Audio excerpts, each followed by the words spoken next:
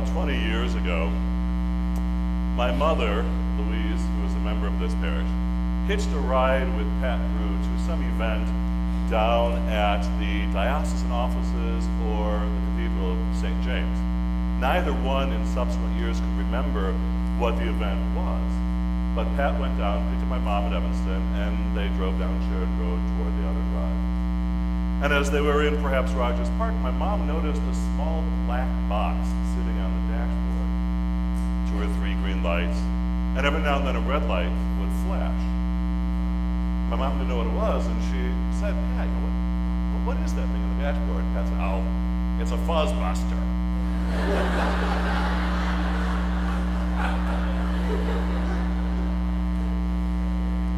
Fuzzbuster to let you know when the police are, monitoring on radar. As it turns out, it actually was Bob's Fuzzbuster. But isn't that the perfect image for Pat Drew?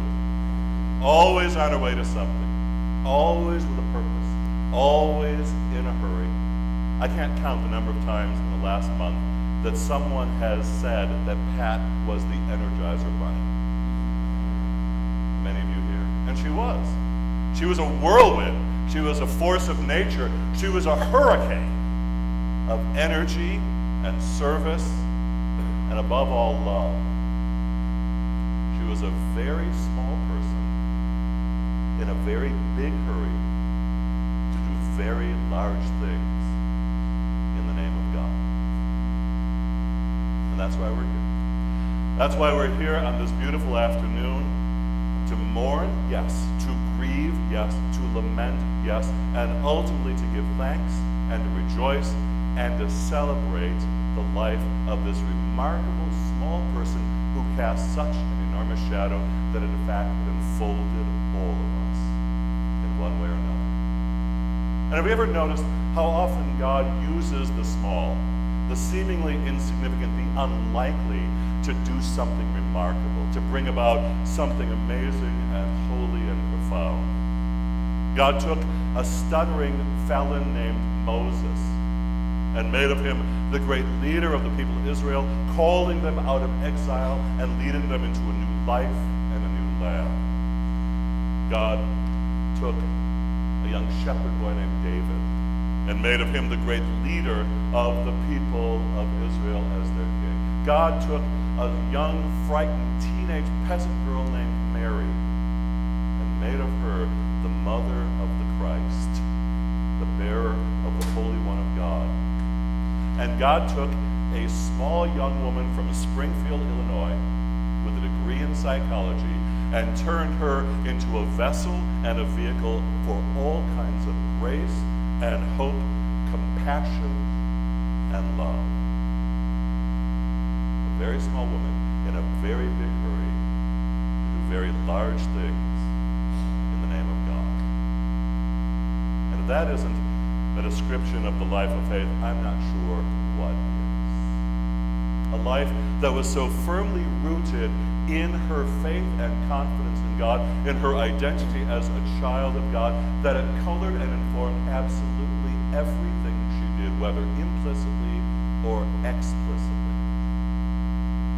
Have we, any of us, ever encountered someone who had such an impact on so many lives in so many ways, directly or indirectly, simply by walking in the room and livening the atmosphere, or reaching out to someone in need, or helping organize a ministry or a program or an event that would touch lives in diverse ways?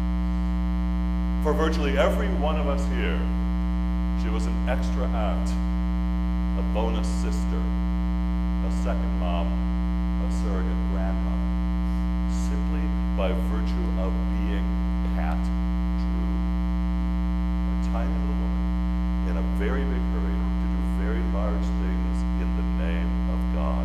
And it was that faith that was, as I said, at the center of who she was. Everything she offered, everything she did, everything she was, found its foundation in her identity and her confidence as a child of God. Yes, she knew sorrow and heartbreak. She knew difficult times and tragedy. Moments that could and should and probably did cause some doubting, some questioning, some wondering, some fear. But that didn't win in the end. What won in the end was her sure confidence of God's love, as well as the new life made possible in the resurrection of Jesus of Nazareth. The opening of doors, the breaking down of barriers, the raising up new from what was old. That was the cornerstone of her life. For over 60 years, she was a member of this parish. For over 60 years, she was an active participant in the Diocese of Chicago, and it's a little sobering to me to realize that she was a member of this parish longer than either Bishop Lee or I have been alive. Think about that for a minute. Decades, not just a couple months, not just a few years, decades of service, of being that hurricane of self-offering and energy, and above all, love. It was never about Pat. She would have been the first person to say that she was nobody special, she was nothing unique, and that, of course, is exactly what made her so special and unique. But it was never about Pat, it was about you. It was about us. It was about that guy. It was about the other. It was about the person in front of her. It was about the person in need. A very small woman in a very big hurry to do very large things in the name of God, whatever is said. Many of you know, maybe almost all of you, the last fall, Pat was honored by Episcopal Charities and Community Services, the social service organization within our diocese, by being named a life trustee, an honor that only 5 other people in 55 years had been granted. Hal Stewart and Carol Olson and Jan Parkin from this parish helped get that in motion, and the bishop presented her with that award last fall. Many of us were there. I had the great privilege, one I will always relish and treasure, of one Saturday after it became official, asking Pat down to my office when she was working on Altar Guild, and closing the door, and she looked at me and said, "Am I in trouble?" Yeah, right. Yeah. And I told her that she'd been elected by the Board of Trustees to be a life trustee of Episcopal Charities. And of course, you know what happened. She immediately started crying, which she did every time the topic came up until after the dinner and gala itself. She was very proud, yes, but it wasn't about her. It was about the people she sought to serve at Cathedral Shelter, on the Board of Episcopal Charities, through the Bishop's Associates, through this parish, through McDrew Sales, through every other aspect of her life.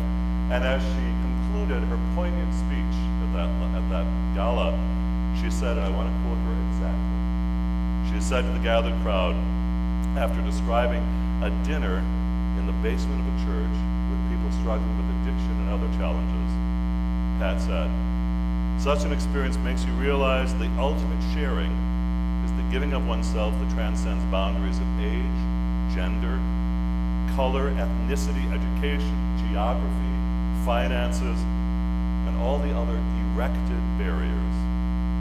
Each of you," she said to the crowd, "have shared yourselves and entered into each other's lives. It is an amazing miracle and reminder of the glory to be found in our Lord's admonition to love one another. From the depths of my grateful heart is the wish that God bless each of you, O ye wonderful, wonderful doers of the word." That about says it, doesn't it? It was never about Pat. It was about you, about us, about the person in front of her, about the person in need.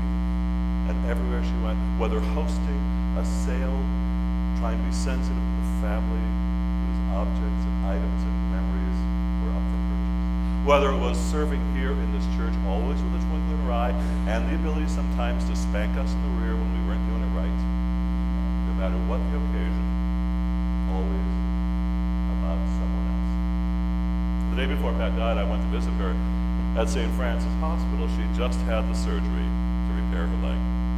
And she was in a great mood. She was upbeat, positive. The surgery seemed to have been a success. She was just ebullient. And she talked, though, about the fact that she'd woken up several hours before the surgery and had spent that time praying. She told me that she was praying to all the people already in heaven, asking them to get ready for her in case she was going to arrive soon. Little did she or we know. And as I was just about to leave, in that inimitable, growly voice, she said, "Love you, darling." last words she ever said to me. Love you, darling. But it wasn't her whole life, that phrase. Whether it was with her family, so precious to her. Whether it was with her friends, her colleagues, her kids' friends, this church. Every act, every sale, every bereavement reception, every hockey game, her life was simply an act of saying and showing in word, in deed, in action and example, love you, darling. And I know in my heart, and I know in my soul, and I know in my spirit that your days are better, your lives brighter, your experience is richer, because Pat Drew walked through the rooms of your life. And I'm absolutely sure, I know in my heart, and I know in my soul, and I know in my spirit that things got a little brighter in heaven on April 25th. The conversation a little more joyous, the laughter a little more raucous, the receptions a little more refined. Because Pat Drew showed up. So put away your Kleenex. Put away the handkerchiefs. Yes, we mourn, we grieve. She was one of a kind. A very small lady doing very big hurry to do very large things in the name of God. We celebrate that today. And we also know, most surely, that when Pat showed up on April 25th to that home promised and prepared precisely for her, that surely the first words she heard were the voice of God saying to her, love you, darling.